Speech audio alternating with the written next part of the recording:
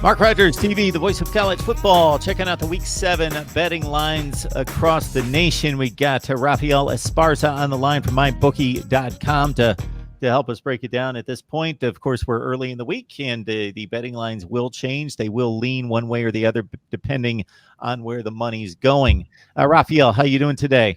Pretty good. How about yourself? I'm doing great. Appreciate you stopping by to help us take a look at this week. Anything jumps out to you in regards to the early lines? Because it always hits me as a novice, a guy that isn't in on this stuff each and every day, but makes my predictions, looks at the lines late in the week. And then I also always hit my head against the wall because there's about 5 games where I think, oh, man, if I would have caught that line on Monday, man, it's really moved in the direction that I'm thinking. And therefore, now it's a tough selection to make where back on Monday, wow, I would have jumped on that. So kind of educate us a little bit on where the line's established, what determines that, and why it moves.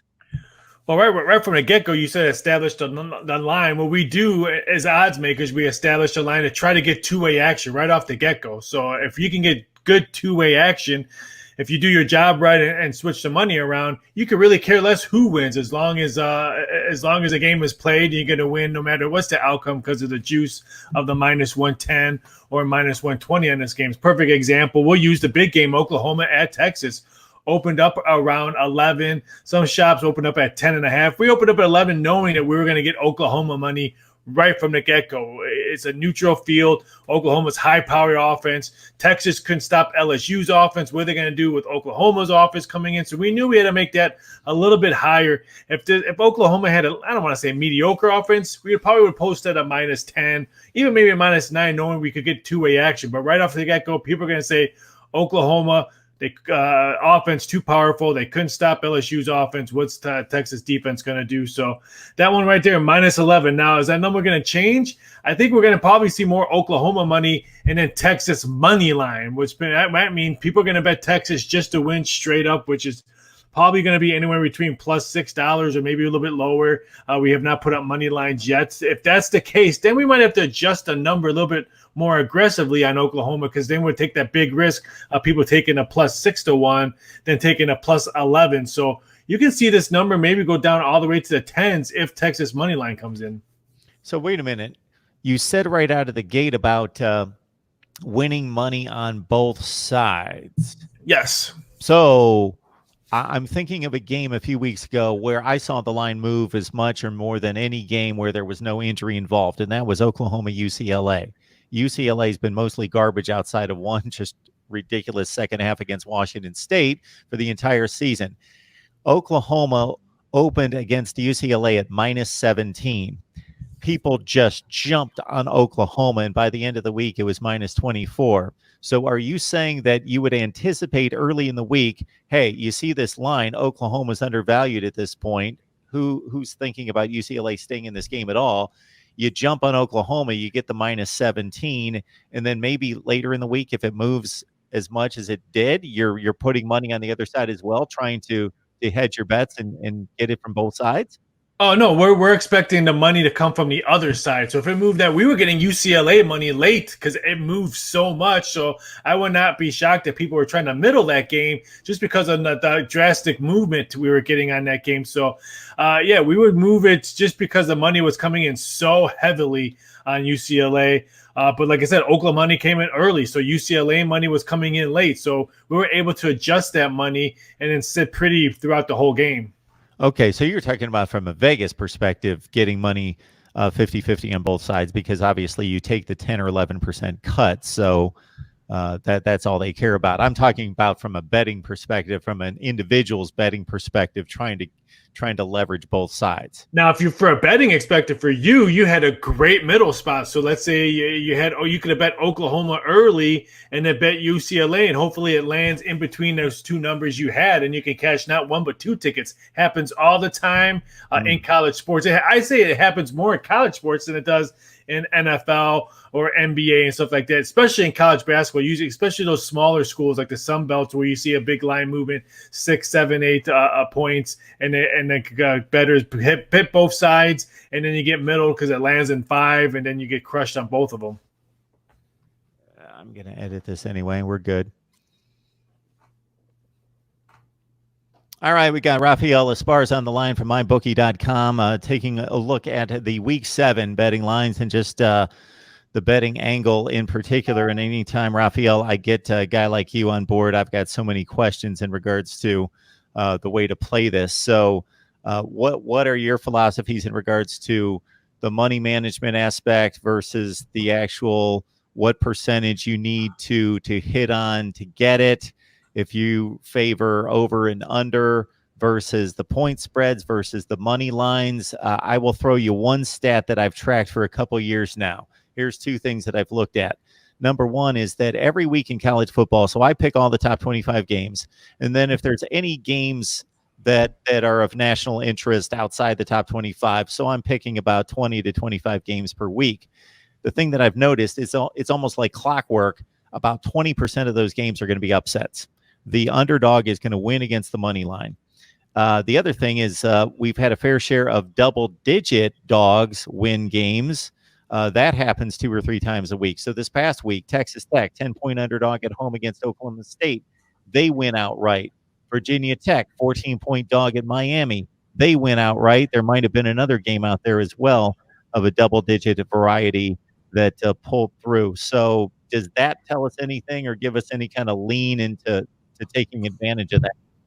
Yeah, I mean, take advantage of those games. I mean, perfect example this week, Hawaii at Boise State. I can guarantee you people are going to be jumping on Hawaii plus the 11.5, knowing that Boise State can struggle on that blue turf. Hawaii's already won a big major road game, so we're going to be very cautious on that game just because Hawaii can score with anybody, especially in the Mountain West. So, yeah, it happens like that all the time. We're going to see a perfect example between Florida and LSU. I know LSU's a flavor of the week, but let's face it, when Tulane, the same football team in your state, probably has a tougher schedule than LSU, who's played Utah State, Northwestern State, people are going to be jumping all over LSU, but would not be shocked if the Florida Gators, who are coming off a big win, especially being an underdog at home at the Swamp, would not be shocked if you see them, which LSU is a 13-point home favorite. Why not take the Gators plus the 13? Is Vegas anticipating that Florida's going to have a big letdown after a big win and now going on the road? That 13 points. I think we had to made it that high because, like I said, people are going to look at the USA Today and websites and say, oh, LSU's unstoppable. Burrow should be the number 1 draft pick in the NFL. But really look through. I mean, yeah, they played Texas. But let's say if Texas gets blown out this weekend in Oklahoma. Now that Texas win with LSU's really not that big meaningful. They should have lost last week. Texas didn't play well last week as well. So I think that's what people think. But we had to make it this high because I can guarantee you we're going to get flooded of LSU money early. One thing you asked me about what I like to tell the bettors and all that. This is for a bettor's point of view. When you're looking at line movement, especially in big games, there's 2 big days that line movement comes. Tuesday afternoon and usually anywhere between late Friday or early Saturday morning. Tuesday afternoon's a lot of wise guy action. So if you see a number get moved 2-3 points on Tuesday, that one bettor or a couple bettors are trying to move that game a couple more points. So maybe they can take the other side on Saturday, or they're just trying to lay off to see what's the line going to end up at. Because a lot of big bettors, once people find out if so-and-so, if better A bet, let's say LSU at 13, and then all of a sudden it's 16.5 on Saturday, that better A may bet the other side more bigger on Saturday, taking the Gators, knowing that the public moved it, so he got a better number on that one. So there's 2 really big line movement days that you really need to look at if you're a sports bettor. So I got to say, Rafael, when I see the lines on Monday, like I mentioned with that Oklahoma UCLA game being an example, there are a few that jump out to me that I think, man, I should jump on this. This is going to move in the direction that my prediction is headed. And most of the time I'm right. Now, I haven't kept track, but I would say 80% of the time I'm right on where I think that line's going to move, but I don't know. How do you, the experts, know Florida LSU, boom, it opens at 13. How do you know which way that's going to move? just on the way the public action comes in. Usually when we post up games, usually the first 24 hours, we'll know what the public is going to do right from that get-go. They're betting LSU because there's some shops that have 13.5. Some of them still have popped up a 14 already. So that's just telling us right now that the public's going to come in on LSU. And then maybe on Saturday we can get some Florida money because that number might be 14.5. And hopefully it settles down on that. So on one hand, when I think about betting both sides, it makes some sense, but obviously you're only making 90% of your money when you place a winning bet. In regards to, you got to lay down, let's say $100, and you get the minus 110 typically on most of these games against the spread. So you make about 91 cents on the dollar. So if you're betting the other side, you have to win both sides, or obviously it's a losing proposition. So to be able to do that, I think, even though it sounds attractive, is a little bit dicey to try to find a game that's going to fall between those 2 point spreads. Yeah, it doesn't happen often, but if you have good money management, some people I know that do this for a living, that sometimes I want to use their account number and put the big X on them because I know that they're hitting us hard on that way. You have to put your hats off because, like I said, a lot of professionals use this as almost like they're using the stock market. I play the market every day. So when I do some stuff like that, some people say they could care less who's playing A and playing B. They're just playing that number because they know that number could move and maybe they can take the other side. I've seen anywhere between 9 to 10 point middles just because maybe a quarterback got hurt on a Thursday and he betted already on a Monday. So now the line just gone crazy and bet the other side, and then he cashed both tickets. So it does happen, but it's all about money management, and it's all about picking your spots. Now do it every game that happens on a Saturday? No, because sometimes a line movement is just a bad line, or that team is just bad, and we just hopefully praying that one team just covers on a backdoor cover or a late field goal. And the number is about 52.5%, correct? If you bet the against the spread, that's kind of the threshold, right? You need to cross over 52.5% to start to make money. Correct. I mean, I always tell people it's anywhere between 52 and 56, knowing on how much juice, because certain games may have a little bit more juice, minus 120, 125. So if you can land in between 52 and 56, you'll be all right. All right, we got Rafael Esparza on the line from mybookie.com. Would like to know a little bit about your background. How did you get into this racket? I worked in Caesar's Palace in 1998 as a sports admin. I was a guy that put all those magical numbers on the betting boards. I just sat there and watched some horrible TV and put numbers in computers. But the one thing I knew about that, I knew the points, because Caesar's Palace at that day was the creme of the creme. They created a number. They did all the fancy prop bets. We were the first one to do Super Bowl prop bets. Caesar's Palace was the first one to do the William Perry score a touchdown in that Super Bowl, which we got crushed on that game because of that prop bet.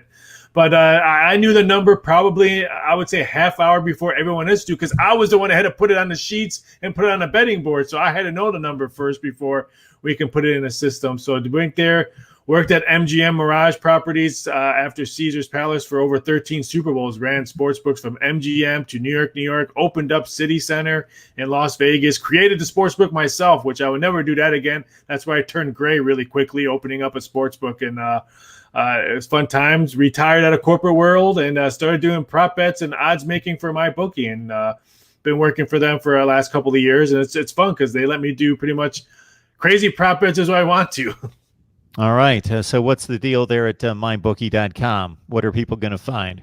100% up sign-up bonus is still ready to rock and roll over here. That means if you put up $200 into your account when you open up, we're going to throw in an additional $200. And it's a great way. We have some great stuff. And not because college football, but NFL, baseball playoffs, the puck was dropping, the NHL, the NBA is going to be tipping pretty soon. I still can't believe college basketball starts next month. I could close my eyes and still see Snoop Dogg performing at the Kansas midnight party with the strippers there. So that was a little bit crazy, but it's just a fun time over here in MyBookie because, like I said, pretty soon we're going to have every major sport going all at once, because you're going to have the World Series when college basketball starts, and you're going to have NBA and NHL.